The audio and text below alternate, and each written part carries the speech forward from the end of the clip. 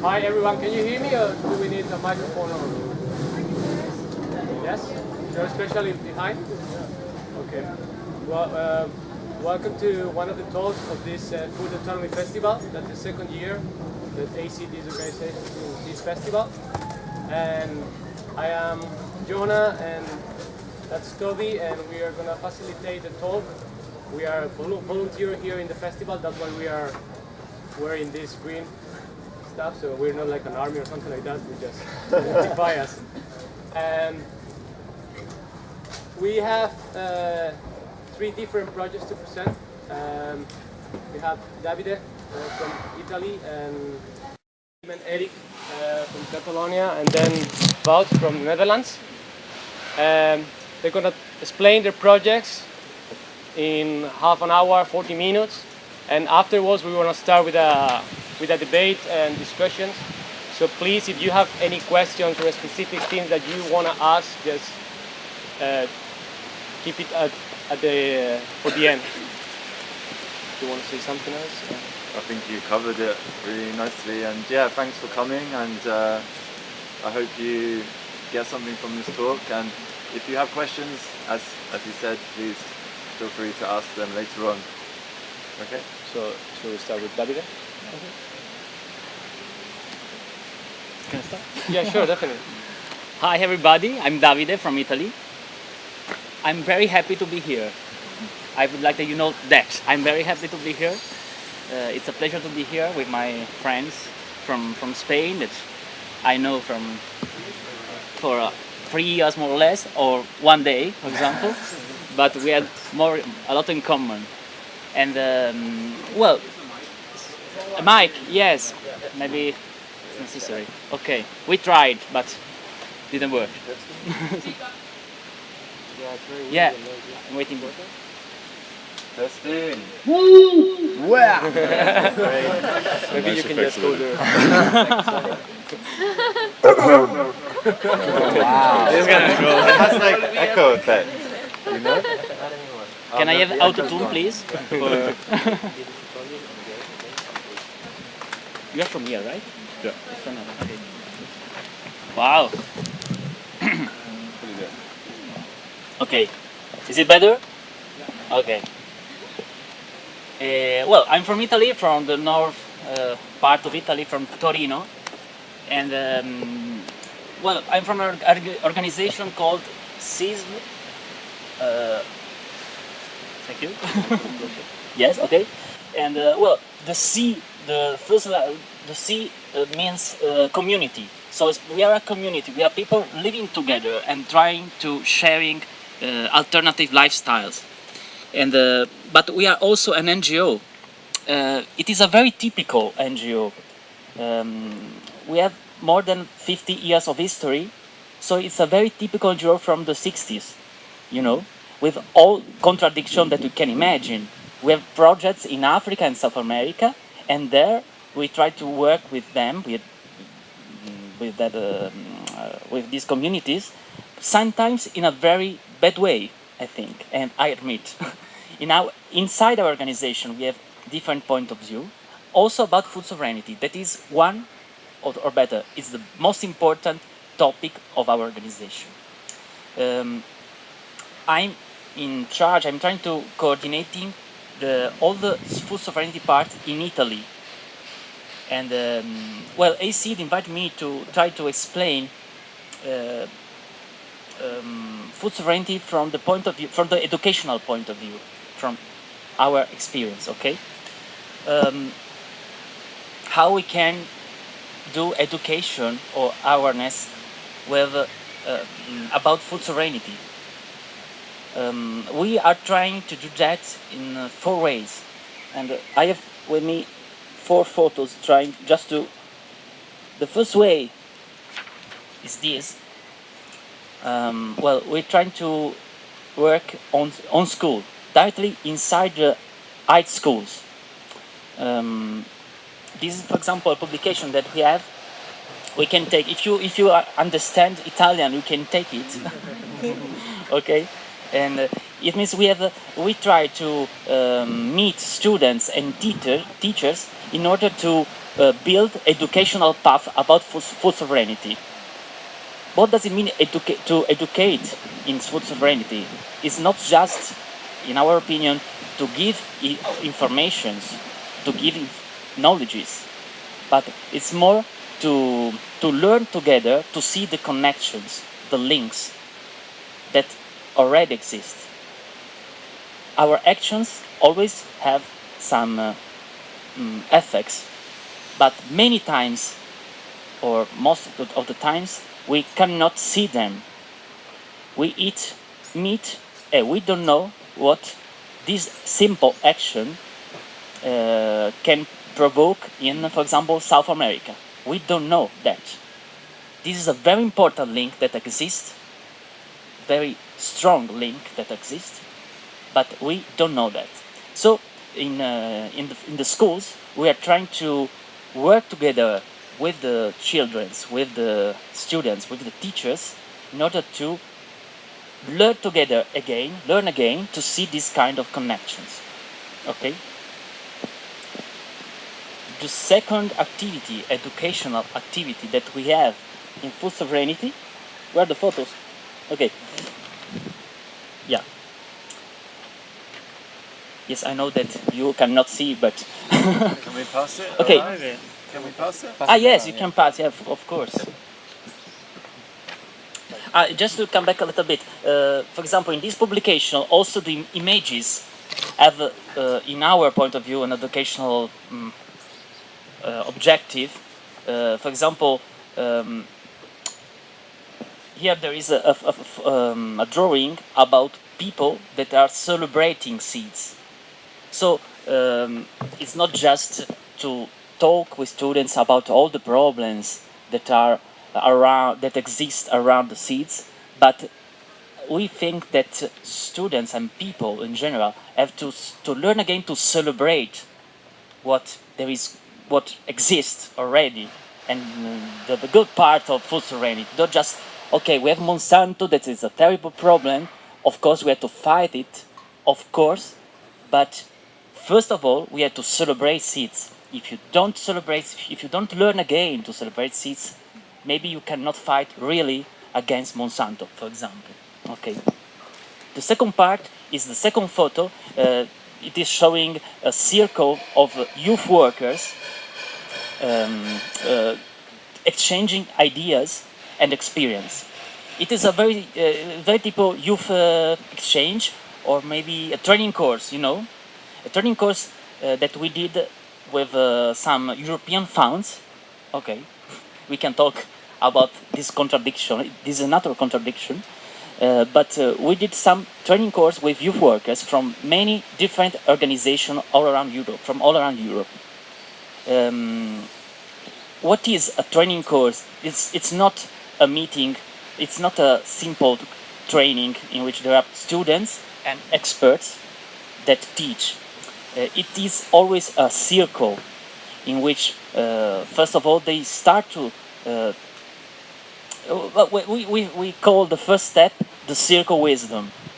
Everybody share what it knows about the topic. The second step is to share the educational tools that we already know. The first step is the meeting with food sovereignty. It means with a farmer or with a university researcher. The last step is to build something new, some educational tools that we can use with young people. Okay. The third activity, okay, is a program, a project that we call Back to the Land.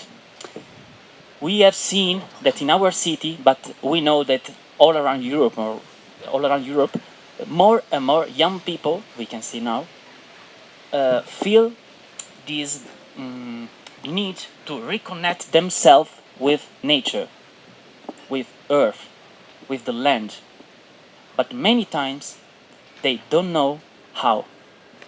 So we thought a lot about that, and we asked to ourselves, what could we do?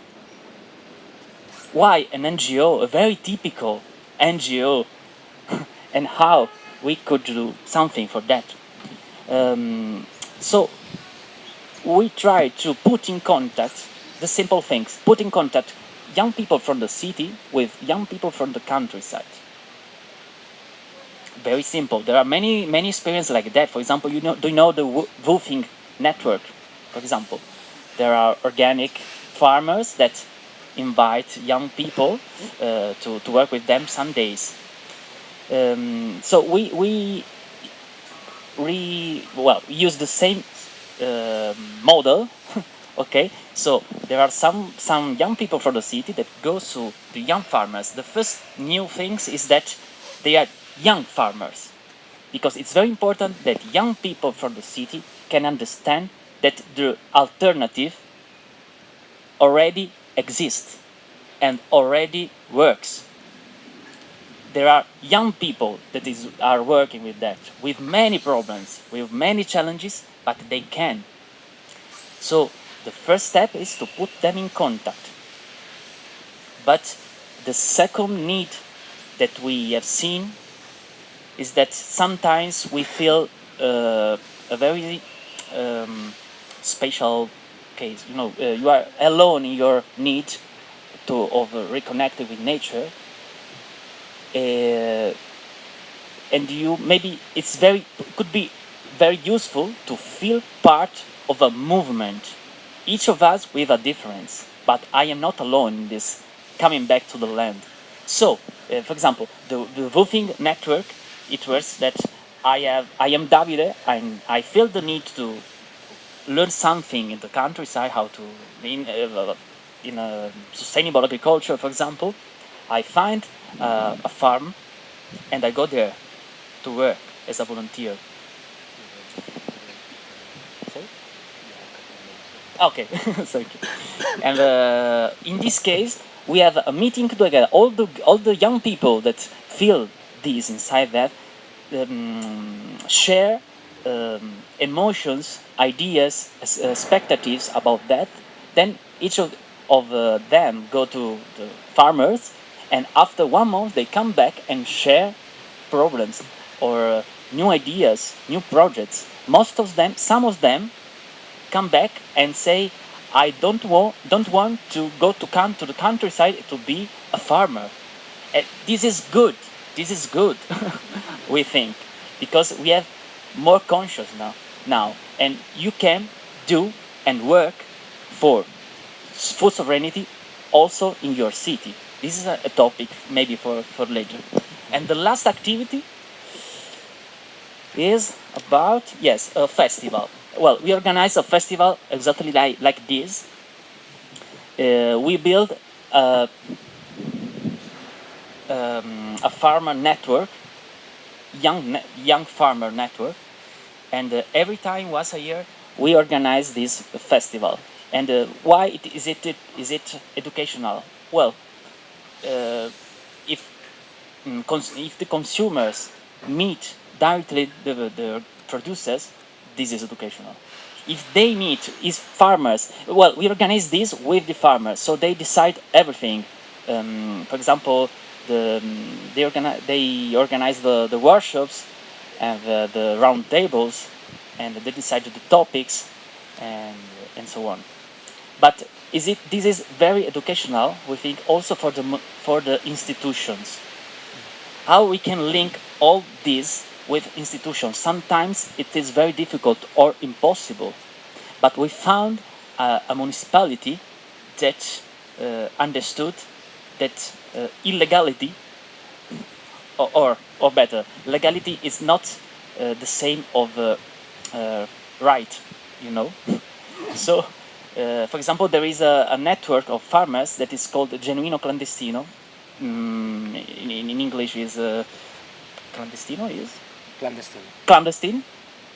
Genuine clandestine. Okay, genuine clandestine. Genuino clandestino. Okay. It means farmers that are clandestines, but they are organic. So we found an institution that understood that. So this is education also for institutions. A big challenge, but let's try. Thank you.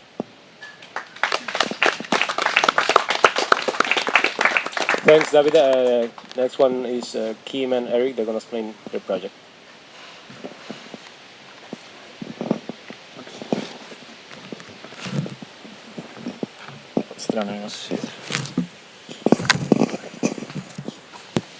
Okay, so good afternoon. I'm Kim Montanem and Eric Oblink, and we're from Revista Soberanía Alimentaria, which we will explain just in a moment, and we'll try to be concise and brief.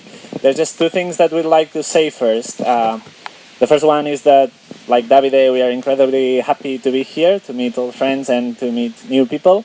Hopefully we'll say something that is interesting for you, but it's also incredibly interesting and wonderful for us to be here for a few days. So thanks to everybody at the seat, and especially to Edu for inviting us, and also to Zach and Anissa for their incredible hospitality. So thanks for that. The second thing we'd like to say is that Eric and me, we both come from places quite close to Barcelona. That's in the region of Catalonia, which is sadly quite famous lately, and that's because, as some of you might know, there's been a push for some years towards the independence of this region from the rest of Spain. Now, you may be in favor or contrary to the independence in Catalonia, and that's an incredibly interesting discussion. If you want, we can have that later. With a beer later. With a beer, yeah, better. But it's quite evident also that the response that has been given to this push, which can be safely said that around half of the population in Catalonia supports this independence, the response that has been given by the Spanish government has been incredibly authoritarian. Following the declaration of independence last November, half of the Catalan government was put to jail, and most of them are still there in prison, just to defend the things they said they would do in a peaceful way, and just to following the democratic regulated ways from the regional parliament. And also some people who are not, well, the other half of the government is currently in exile, living in other countries in Europe where they do not deport them, because the same thing that in Spain takes them to prison doesn't anywhere else. And also some people who are not politicians, who are not from the Catalan fight, who are simply musicians, people who speak their voice against the anti-democratic ways of the Spanish government. They are also now going to jail or going abroad. So we would just like to raise the issue everywhere we go, and express our support for all those people and denounce these authoritarian ways. So, being said that, Eric and me, we come from Revista Soberanía Alimentaria, that is Food Sovereignty magazine, which is a project in Spain, which has kind of two parts, and we will explain the two parts. The first one, which is the magazine itself, you can see them and have a look at them. If you don't understand Italian, but you can understand Spanish, then you can read this magazine and take it. You can take both if you know both languages or are willing to know. So just a few facts about this magazine. This is the only, or I would say biggest media project in Spain that talks about food sovereignty and agroecology, and in general what's happening or the debates that are relevant and important to the rural areas from a radical and critical point of view. We have around 400 people who subscribe to the magazine and get them in paper like this that are circulating, but also every time we post a new issue, which is 4 times a year, we automatically upload them online, so it's free to access. You can check that if you want. Yeah, and it's got a focus in the Iberian Peninsula, especially Spain. Excellent, thank you, Kim.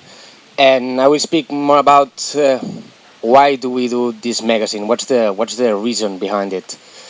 So, what we try to do is mainly to communicate and to disseminate the idea of food sovereignty, and we do it with the focus of peasant struggle and the peasant agriculture, because we believe that peasants are one of the actors that are more hidden, accidentally hidden in the discourse of what happens in the rural land.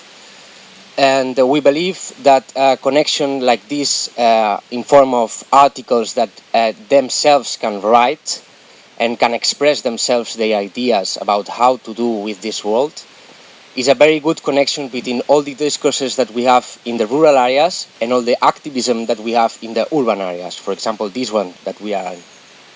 So for us, it's very important to build these links, and it's also very challenging because it's not the same discourse and narrative that you have in the rural areas that the ones that you have in the urban areas. So it's quite challenging also to see if there's connection, how to build this connection, how to build these bridges. So this is one point, and the second point, obviously, is to arise attention about all these voices that are hidden somewhere. Peasants is one example. Women is another example, which is quite strange to say that because we are all men in this stage. Obviously, women have lots of things to say about that because they are mainly responsible of sustainable systems. They are responsible for gathering seeds. They are responsible to deciding lots of things inside the fields. They are responsible for a lot of things, and they also have a voice. We try to do this. We have a very feminist approach in this magazine, and we try to conciliate all the ideas of food sovereignty, autonomy, and feminism. But we also understand it as a proposal of anti-capitalism, a very strong anti-capitalistic approach of the food system. And that's more or less our principles. We write with this focus, but the main thing is we let peasants, we let women, we let people from the rural areas express in their own words how do they feel the problems they are in. Escaping a little bit from the typical narrative of the academia, of the newspaper, of the political correct things, just trying to make it real, make it rural, and build these connections and communicate all these different worlds. So more or less, this is what we do. And if we do, we have like a couple more minutes. Yeah. Yeah. Okay. So I just add here that apart from the magazine itself, we as a group of people that work together and that collaborate. By the way, we are 5 people, so it's a very small team. And apart from building the contents for the magazine and going to talks and everything, we also do like different types of projects. Most of them have to do with small research, but also other kinds of facilitating processes, always in the topic of sustainable food systems. And these kind of projects also allow us to raise the funds that we need to publish this magazine, which is nice in a way, also because it lets us meet other people and make connections. But at the same time, and this is an interesting thing, maybe we can also talk about later, sometimes we are working on things that are not fully, that do not, well, let's say that our vision doesn't fully enter into the kind of projects that we are working with, because somebody says, okay, we'd like you to do something like this under these premises, right?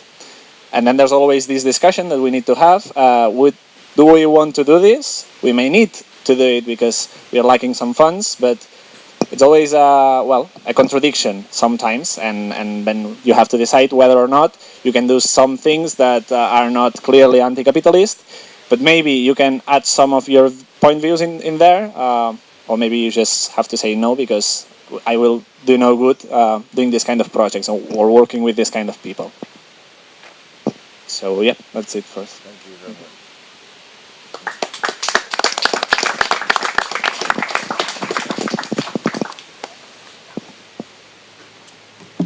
Yeah, so now it's me. Hello, I'm also really happy to be here and nice to be invited by Eduardo. My name is Wout. I'm the stadsgroenteboer, which is a pretty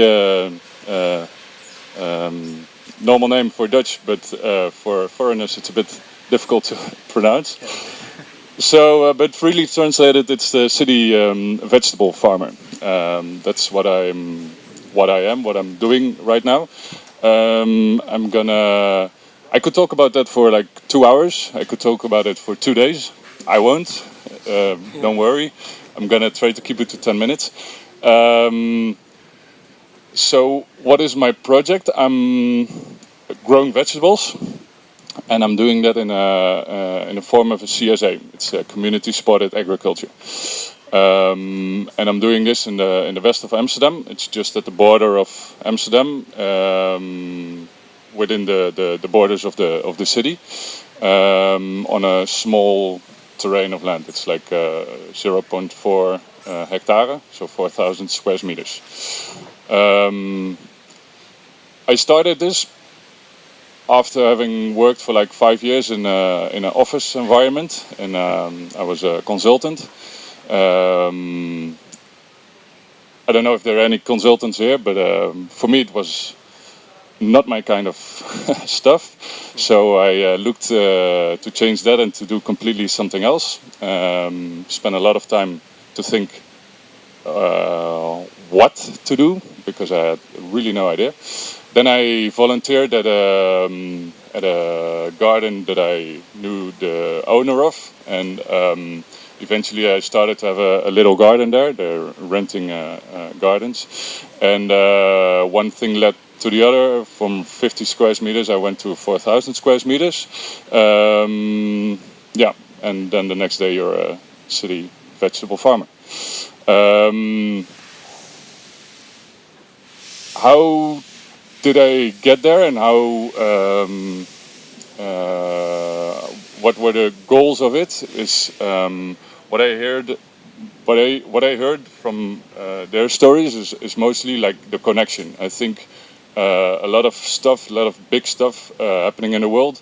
You can try to approach it in a few ways. You can like what Davide was explaining about Monsanto. You can keep swearing about Monsanto and how bad Monsanto is, or you can say like, okay, Monsanto is a bad guy, but maybe I can start by myself doing smaller stuff and working on a smaller solution in the bigger fight. And you let the big fight a bit apart, and you start by yourself, and you start changing smaller stuff. That's what I came to a conclusion and wanted to do for myself. And what I noticed, I don't know if you guys are familiar with the Dutch supermarket, and especially how we have vegetables in the supermarket here. We like them pre-cut in the right portions and in all plastic bags. So you know which kind of meal you want to make. You just open the bag and you throw it in, and voila, dinner is almost served. That's a bit different from a lot of other countries. My girlfriend is from France. They do it a bit different there. And I wanted to... I noticed for myself how far I was raised on a farm, on a dairy farm, and how far I was from the production of my food. And I wanted to reconnect more, and I did by having a smaller garden of 50 square meters. And I wanted to offer this to other people. I got really motivated by a guy who calls himself the market gardener, Jean-Martin Fortier. Incredibly inspirational videos he has on YouTube. I spent a few hours watching this. I got completely motivated, and I was I'm gonna do this as well. That's what I did, and with this I'm trying to reconnect people with their food, and trying to let them taste again the original flavors of vegetables, which for a lot of vegetables, because of the whole system we created, the distribution system and all the quality aspects we have about our vegetables, how nice they should look, or how they should look in fact. I'm trying to show people like what is the season, what is growing when, and that you don't have tomatoes all year long, especially not in Holland. How stuff are growing and how stuff are tasting like. And this I'm doing in a community supported agriculture. This is like also a way that really fitted with the way I like to combat things. I don't know if you're familiar with the community-supported agriculture, but in short, it's the community who supports the agriculture. Yeah. Wow. Bravo. Like normally, a farmer is doing all his investments in the beginning of the year and hopes to sell everything at the end of the year. The community-supported agriculture, you participate with a farmer, you give a commitment for the whole season, and you participate for the whole year. With this, you enable the farmer to do his investments in the beginning of the year. The farmer is more sure of having his product sold because they're already sold in the beginning of the year, so he can focus on making the best and most of his products and not having to look for sales the whole of the year. And people, what I have is a self-harvesting garden. It's 50-50 self-harvesting, and I'm delivering packages to the city this year. But basically the basis is a self-harvesting garden where people come to my garden every week, once a week. And they come to harvest what is ready to harvest. In this way, by coming to the garden and looking and walking around, and they really experience, and they are more in connection with their food. They see how stuff are growing. They see the garden evolving. They see all the work what is happening before a broccoli being the broccoli that it is. And in this way, I try to connect people as well more to their food. And what else can I do? How many minutes do I still have? So I can decide what to. I can bring in a few jokes. 2 or 3 minutes. 2 or 3 minutes. 2 or 3 minutes. No, we don't. You can go to the date if you want. Okay. Yeah. Okay, thanks.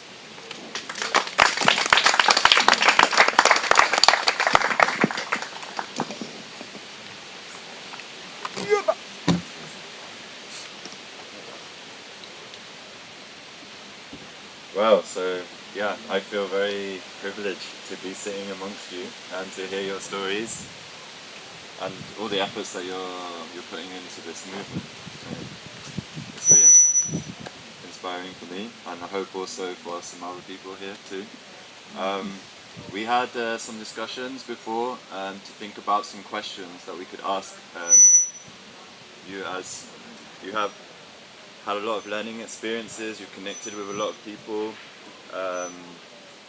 who came up with this idea. Of food sovereignty. And the first one is, well, can I just have a hands up if you think you have clear understanding of the difference between food autonomy and food sovereignty? Does anyone feel hands up if you have a clear understanding of the difference between these two concepts? Okay, good. So that's the first question. And anyone would like to answer that? The food autonomy, food sovereignty. What's the main difference between these two ideas?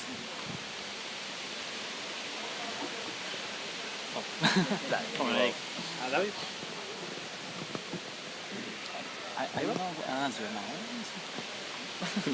Okay. I don't have the answer to that. Yeah. Well, actually, 2 days ago we started to talk a little bit with Edu about this topic, and I never really thought about this difference, food autonomy or food sovereignty. And I started to think, and I thought to all my partners from South America. Food sovereignty actually is a term, is a concept that comes from South America. And in Italian, sovranità is very linked to the concept of power to choose for yourself. In my feeling, when it happened to meet someone that used the term food autonomy, the word autonomy is more connected not to the power, but to the freedom to choose. It is different. Maybe the aim is the same, maybe the way to go there is the same, but inside you could be, it is different. You can see the aim from the point of view of the freedom over the power of choice. Freedom of choice or power of choice. In my understanding, my feeling, this is the difference.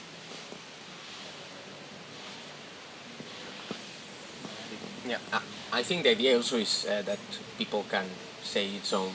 I mean, as you see, this is an open discussion, and anyone has his own idea about food sovereignty, food autonomy. Maybe you can also have your perception on that, of course. In our perception, as it's very similar as Davide was saying, food sovereignty is a concept risen in the context of Latin America, and especially in the context of peasants. So it's a peasant concept. It's a concept that peasants like, and for us, everything ends here. What is peasant? Peasant, Farmers. farmers, Peasants. peasants, farmers. So, yeah, I mean, if the idea behind food autonomy is to change terminology because it's more adequate to the idea that food sovereignty wants to give, if it's a term of terminology, I would leave food sovereignty just because it's a peasant idea. And if peasants are keen on this idea, I would leave this idea as it is. Because as I understand, food autonomy comes from more a change of that sovereignty represents, especially here in the global north, an idea very linked to monarchy and to everything. And some people said, okay, food sovereignty is not my topic because sovereignty has to do with kings and kingdoms and okay, but maybe in Latin America, for peasants, for farmers, it's not like this.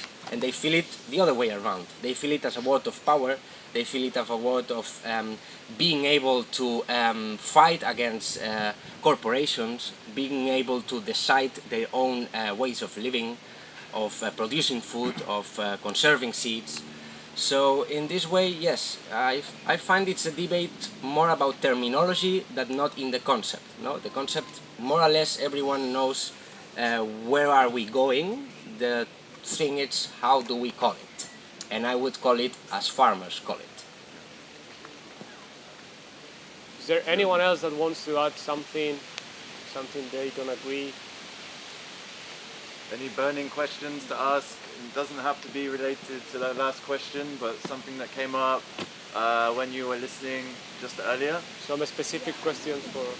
So again, connected to your term of peasant. In the global north, do Mhm. we have peasant Yeah, that's just. anymore? Or is it like in Spain you seem to have peasants? I'm actually surprised that you're calling, because I come from India and we have peasants, and in South America there are peasant farmers. But I'm very surprised to hear the word peasant being used in the global north. Yes, I think it's a very appropriate question, and it's a huge question to ask ourselves. Do we have peasants here in the global north? And I don't have the answer for it. What I would say personally is no. Generally, the global north is suffered such a transformation in their productive systems that the concept of peasant as a way of living, not only producing food, but as a way of living, as it understood in the South, in Latin America, in India, in Africa, it's not seen here. Obviously, we are trying to recover a lot of ideas, food sovereignty, agroecology, all these concepts are trying to recover all these ideas, but we are empty in this sense. Empty in the sense of what is understood as peasants in the South, in India, for example. So Subsistence farming. subsistence farming, what we have here, you mean? That is what I understand as a peasant.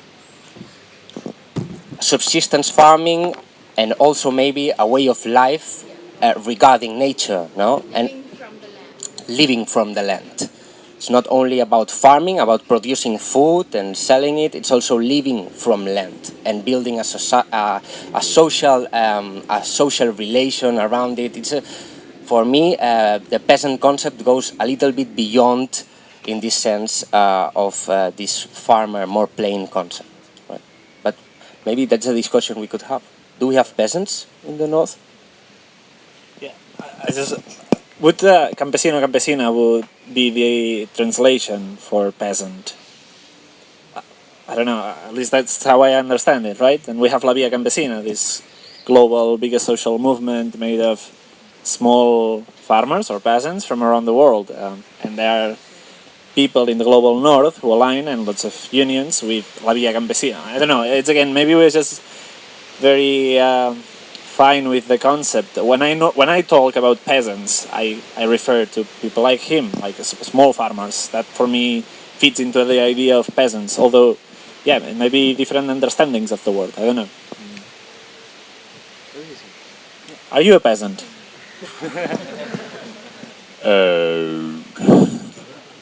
I have no idea.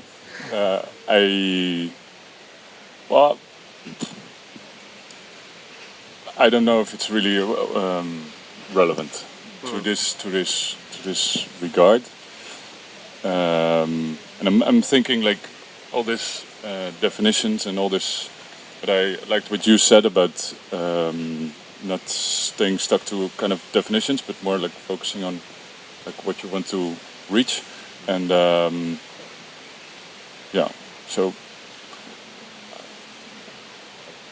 think that you said that he's campesino because we live in the campo.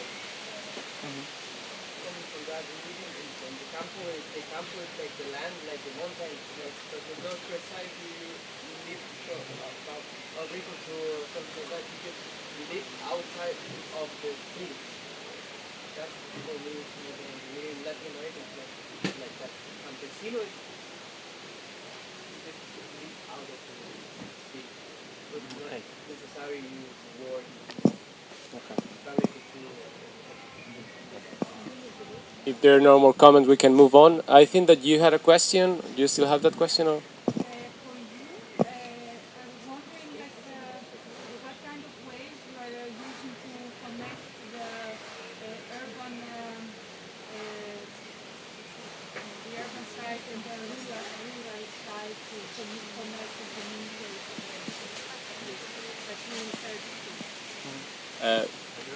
Yes. Actually, thanks, because that was also a discussion that we had previously about how food sovereignty actions can help these, what Toby said, green gentrification or ecological gentrification. So that was mainly the question.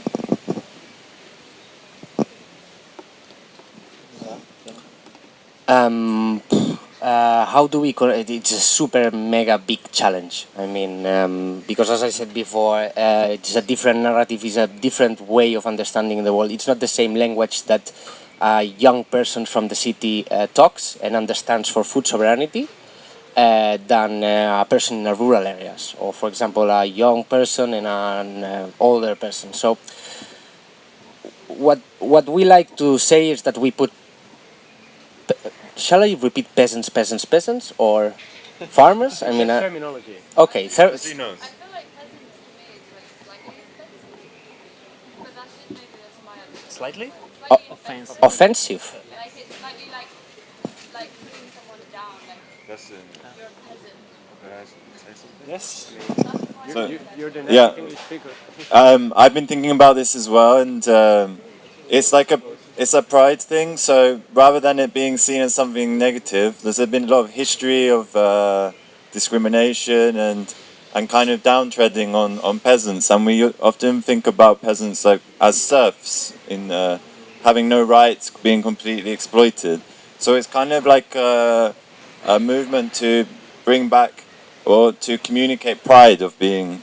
So it's difficult. There's like a history of with English of peasant being a bad thing, and now it's more why is peasant a bad thing, and actually it's something to be so it's kind of it's difficult, as we were talking about a little bit there. So maybe we could say campesino. I don't know. That might be a way around it. Okay. Yeah. So returning to the question of how do we connect this, we simply try as much as we can to put farmers, campesinos, peasants, whatever, in the center of the debate and in the center of, in the first line. I mean, they have always been in the second, third line, and now it's the time for them to be in the first line, with their own languages, with their own way of speaking. So traditionally what's happened is that more urban ways of thinking have been imposed into the rural areas, be it because of the use of chemicals. You have to use this chemical, this chemical, this chemical, and this other. Okay, and obey. So why don't we change that, no? And start to observe this rural narrative, this rural way of speaking into, and combine it a bit with urban understanding. For example, what we do is to take farmers and make them write. In this magazine you will find songs, a little written text about how they feel during the day, things that they have no space to put in. So for us, this is a big step towards starting to build this connection. And exactly the same, the other part. No? How do urban, especially young people, we are interested, understand what happens in the rural areas, and how do they explain this, and how do we merge all these discourses? But as I said, it's a big challenge, and it's a work in progress right now. Can I add something? And it's also something it's not the only way forward. In our case, as a communicative project, talking from this perspective is perhaps not the best way if we wanted to reach a lot of people and grow, because I would say most of the people who reads us or who meets the magazine is people who live in urban areas, because most of the talks are in urban areas, right? If we wanted to address them specifically, then it would be better, I think, for us to talk about the things which are more interesting for the people in the urban areas. Now, this thing Eric was explaining, that we try to let people who live in rural areas speak through the magazine, is somewhat contradictory in this sense. So it's not the only way forward. That's what we think is best, because they don't have anywhere else to express themselves. But it's true that the magazine, if you have seen it, it's really nice because it has lots of, the art is quite nice. I think it's attractive. But if you start reading, probably you will find lots of things that you aren't interested in that. But it's a question open. Like, do movements in urban areas who want to defend the concept of food sovereignty, should they stick to their own agendas, or should they broaden their minds, see what's happening in the rural world, and try to make those connections? I don't know. Translation. Yeah. Do we have any more questions? No? Okay, so maybe I would bring in something I find interesting and relevant. There's just behind us, there's the Wilma Bus, and they are going to have a greenhouse challenge there. There are many different countries, different groups of students trying to come up with the most sustainable, ethical, economic, social, environmental sustainability, everything in consideration. And they want to make it an indoor kind of vertical, high-tech farming system. So they're applying stuff like circularity, closing the loops, and some of these ideas, they have a lot of connection with some of the agroecology, not wasting. So I just wanted to think about and hopefully have a little bit of a talk about, we've been talking about farming or happening outside of the city, and the context here is different. So maybe you want to share some thoughts about the high-tech indoor farming, or maybe something about the role of farming in a city. You could have full autonomy, maybe in the future, where you grow all your food in your house, inside, in a roof, in a controlled environment, with no waste. Maybe. So, any ideas around this would be useful.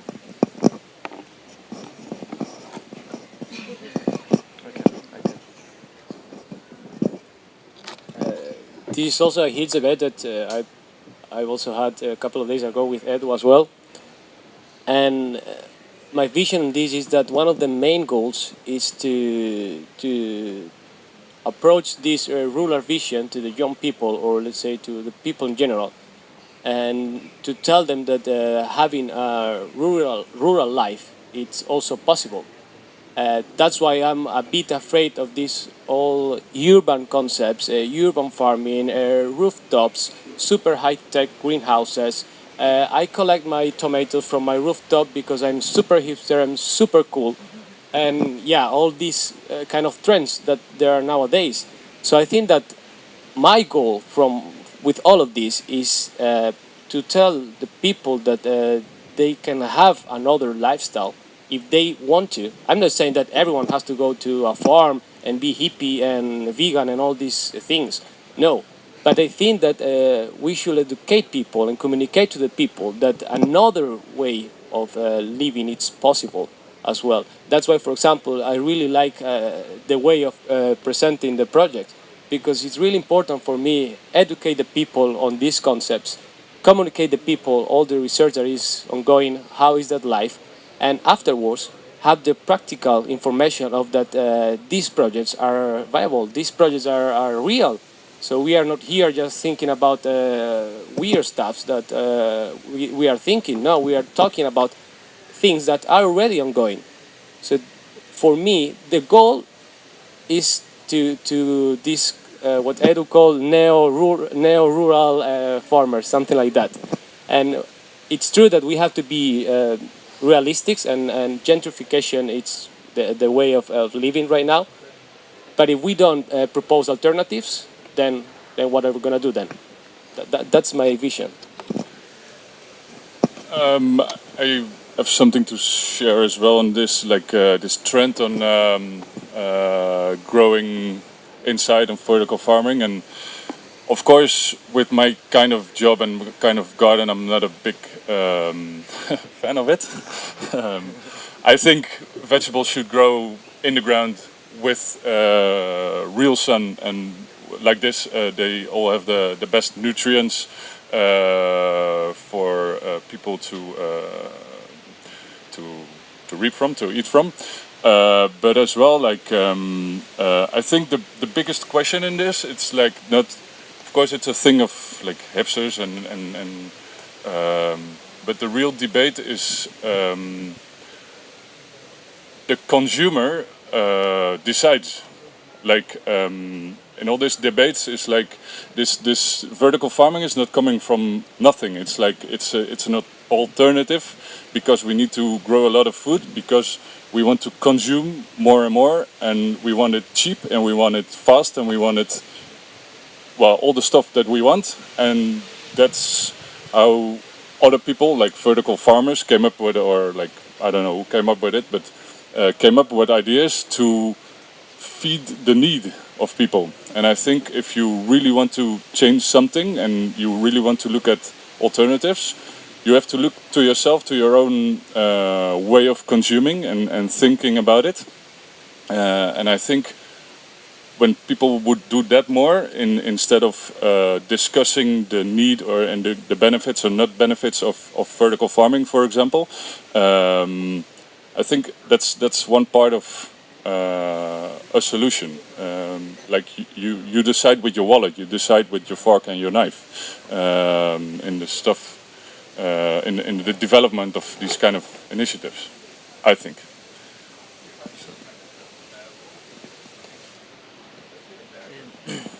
Yes, I think that if we, for example, in future we said maybe, or now, already now, we can grow our food in our houses in rural areas, for example. But in my experience, maybe because we have a very strong connection with peasants from South America, this is not food sovereignty. Why? Do you know the concept of food security?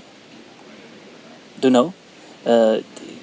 Some years ago, NGOs or social movements spoke a lot about food security.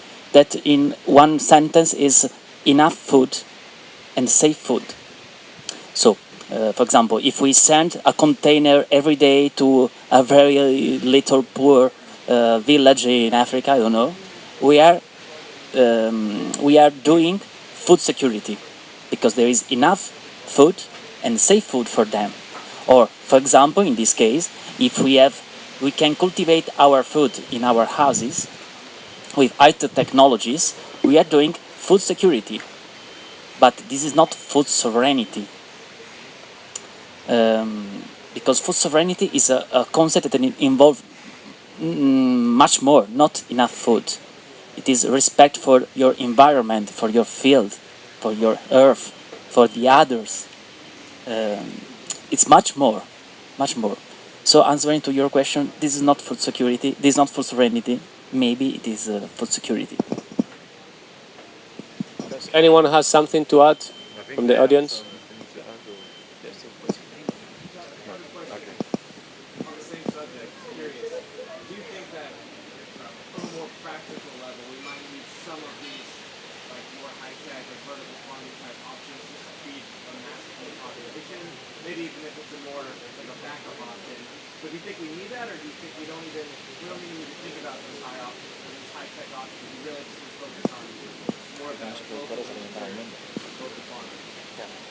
Did all we hear the question? I didn't hear the question. Correct me if I'm wrong, but it's using this high tech would be a backup for. Maybe you can just say it, man. You. I can say it. Do you think we might need something like that because the human population is just so big? So yeah, just in a practical sense, we need some of that or not at all. Well, I think there's one thing is sure, we have a growing population. A growing population with a pattern of we want to pay less for our food on and on. So yeah, I think it is sadly one of the stuff we have to keep in mind. Because like when people come to visit me at my garden, I'm like proudly telling about it. But when it comes to the question, how many people can you feed with it? That's about 70. And some people think that's a lot because, I don't know, maybe there's 70 people here. But it's a really small portion of the whole city of Amsterdam. And that's only Amsterdam. Amsterdam is a relatively small city. So I think like with the whole population of the world to feed, I think it's one of the solutions. I think my solution or vertical farmer or whatever is not, it's all part of a solution. There's no one, well, some are a bit better than others, but it's just a necessity.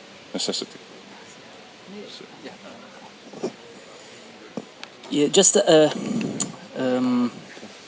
maybe okay. We have a growing more and more population, but we have to know that now we are more or less 7 billion, right, of people, something more maybe.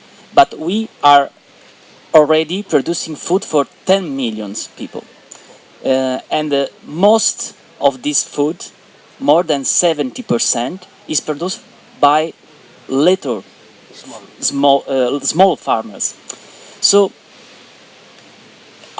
technology to produce food is an option, but maybe it's not so necessary now, because the numbers are these. Exactly the same as David. It's not a matter of production; it's a matter of distribution.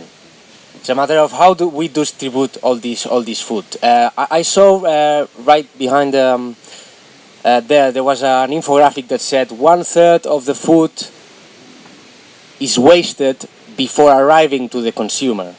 So there you have 1/3 more production just with the food waste, and you can count and on and on and on and on. So as Davide was saying, we produce enough food.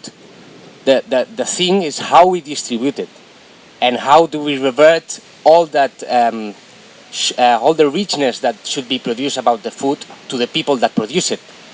The problem is that farmers, all they produce, they get low income, and we expect to be more productive. And for that, we want industrial farming and more technology. GMOs, genetically modified organisms, go very behind this idea. We need more food production. And they also say, because poor farmers in Africa, they don't have land, and they want maize in dry areas. But it's not about producing maize in dry areas. It's about the maize they already produce is to be correctly distributed by the population in Africa, not transported to Europe or for feeding cows in Europe. So in Europe we have a level of consumption extremely high of meat, for example, and then there eat all the things that we throw out. So it's a matter of distribution, not of production.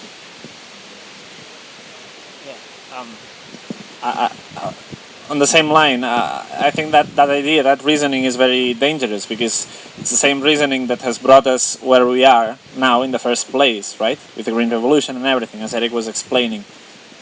So no, I don't think we need all those kind of intensified techniques for producing food. However, if we think globally, that's what I mean to say. However, in some particular contexts, they can be interesting. Like if we want to increase the local production of a very urbanized area or region, then well, yeah, some of those ideas might not be so out of our mind, right? And if I can bridge that to the previous question, well, let me be a little bit provocative, right?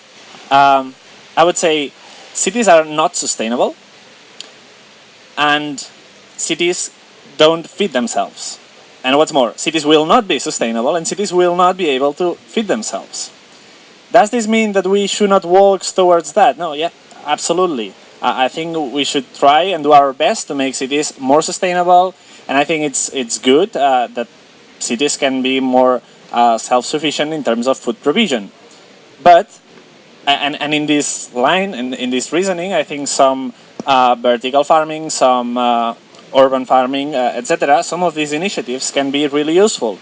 But only, I mean, it depends on whether they walk towards this idea of we are going to be autonomous, we will not need the rural area, we will not need farmers out there, because we will in the end, and we need to be completely self-sufficient.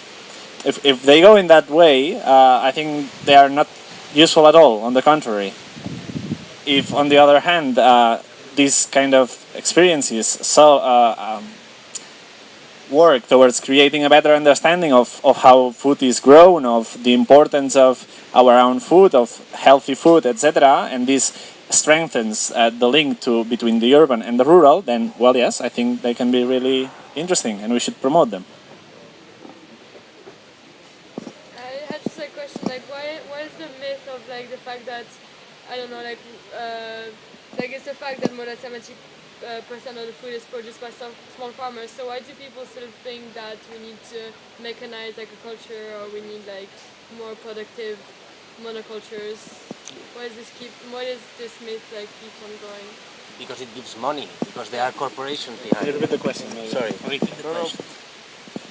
Well, the question was, why is this happening? Why is this tendency about we need more productivity, we need more efficiency? It's because it's a business, clearly, and there are corporations behind it. There's Monsanto, and there's Cargill, and there's Syngenta. All these companies are constructing this narrative that we will be hundreds of billions in the next century, we will need more production, blah. For us, it's a myth. It's a myth that corporations are building, and with these arguments, they go for the only solution for the world is productivity, efficiency. And as Kim was saying, this idea of having a city, having a very intensified agriculture with minimal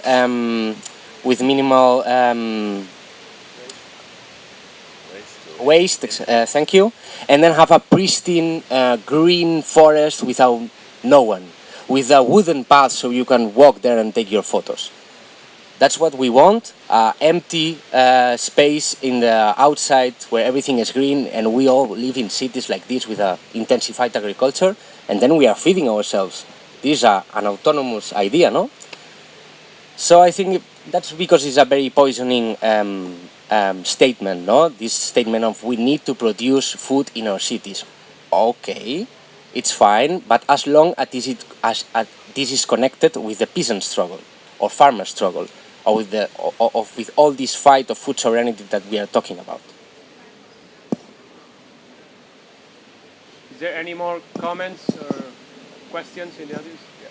The trend that when you're talking about the just producing food, because agroecology or my point of view, agroecology is just not produce food, it's just the social impact that has in the community. Because it's like when you have a urban garden, the people is just creating resources and selling resources off of the market, and this is so powerful. When you are beginning just planting food with your neighbors, and finally you are in the car, or you are in a trailer, or you are taking care of each other. And I think it's something in agroecology that just planting food in your place with a big machine, and you will get food. But you won't get care, and you won't get there is not finally will be in a house. In my experience in the urban gardens, is that you're making a community. And it's just food, it's food and care about the people that is around. Yeah.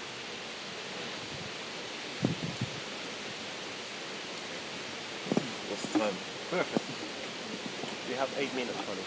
8 minutes. Okay, so yeah, I really relate to what you say, and I can agree there. I'm also very passionate about urban agriculture, community gardens, and at the same time, I see sometimes the community gardens are being used in the process of kind of gentrification. So, for example, I think I heard today that the community garden stays, or they're not sure what's going to happen, and this side of buildings is going to be demolished, and new apartments will come, or something like that. And I was wondering if anyone has any ideas, suggestions to be aware of, like we say, it's good to grow food, it's good to be autonomous, but let's stay aware of the peasant struggles, what's going on in South America, Africa, and other places, other continents. So how, as well, we start to make some food, be part of community gardens, but how do we be conscious of this? The last thing quickly is, during the crises, there's less money available to build. So often property developers let people build community gardens, they raise the value, and then when people become more interested, they turn back into building. So does anyone have some ideas about how we can grow food, build communities, use these green spaces without becoming complicated into the gentrification process?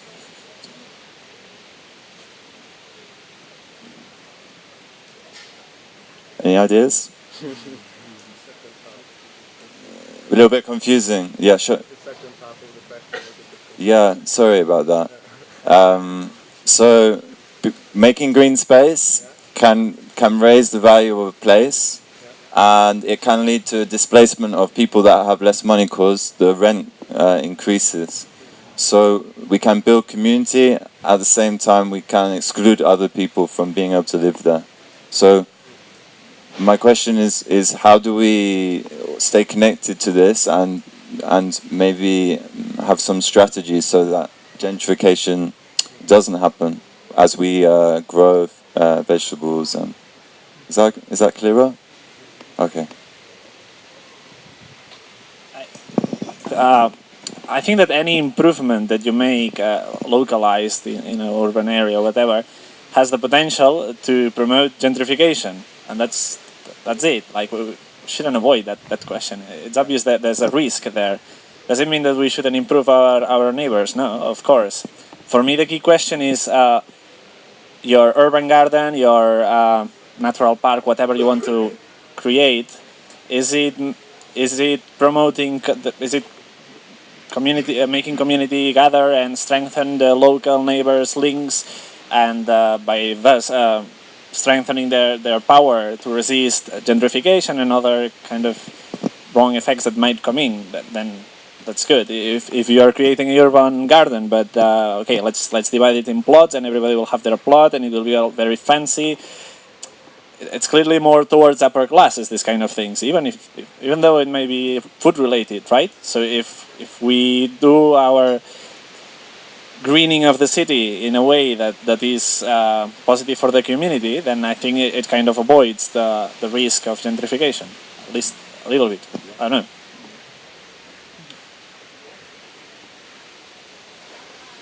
Any more comments, questions, suggestions? If the project is successful, like it's a good example with gardening and community involvement, then it can be a great example for other communities. So it can be copied all around the city. So in the end, no one will be excluded.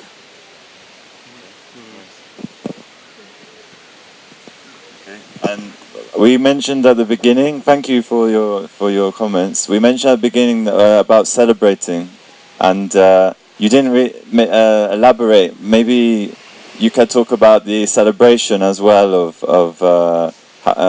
food sovereignty, and the things that you really like about it. You know, some experiences to share. If we have time, I think we have some.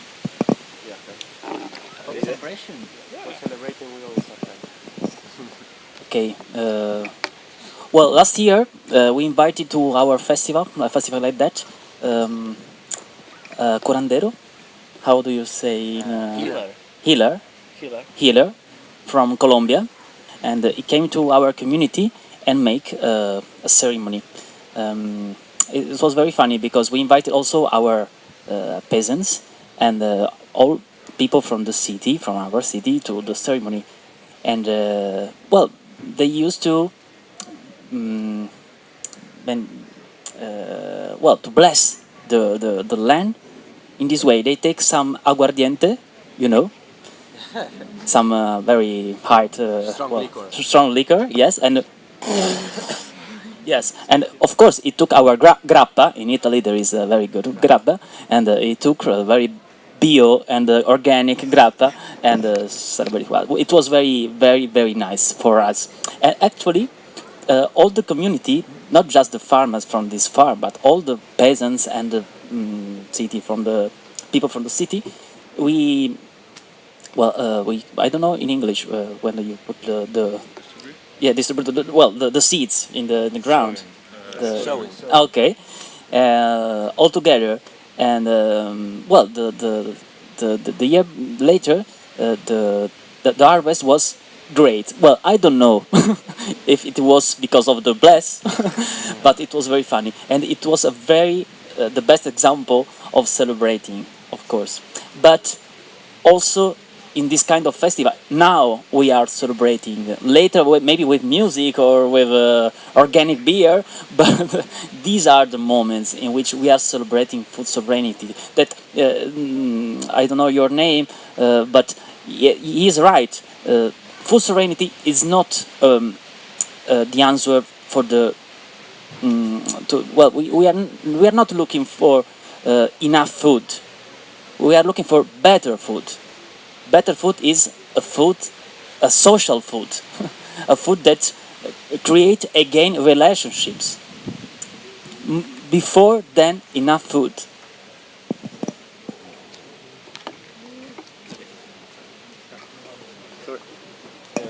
It also connects with the idea of high tech and intensification, because why wouldn't we involve more people in food production? Because the problem is with the industrial way of agriculture that is no human, more robots, more drones.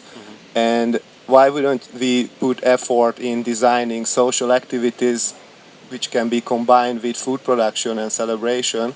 So yeah. Good point. Yeah, it's something like the same thing. Definitely, I think we must assume we are making the cities better, So with all these kind of projects, so in some way, I think yes.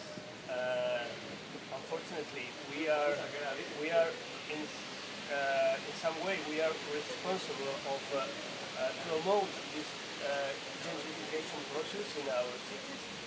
But yeah, I insist in the same thing. I think making careful social connections and getting in touch with our neighbors, that could be, I think, useful. That's the way how we are able as small communities in big cities fight against the gentrification process. And there's another thing, is according to my experience in a small garden, small community garden in Madrid, it's very important to be political all the time. And it's not only about production, which definitely it is, but at the same time we need to be political. Taking when we talk about consumerism, or how can we consume, or how is our style of life. I think you said before, it's not only about most of the people in cities are looking for cheapest and fastest way of to get food, but also we are used to get food from I don't know how to say it in English. We have used to eat whatever we want to eat in every part of the year, So something what we learned or something what I learned in this special small experience was fruits or vegetables are not growing all the time, all the year, and you know what I mean? That's the way. That's education is education is the best way of fight against our, or not fight. It's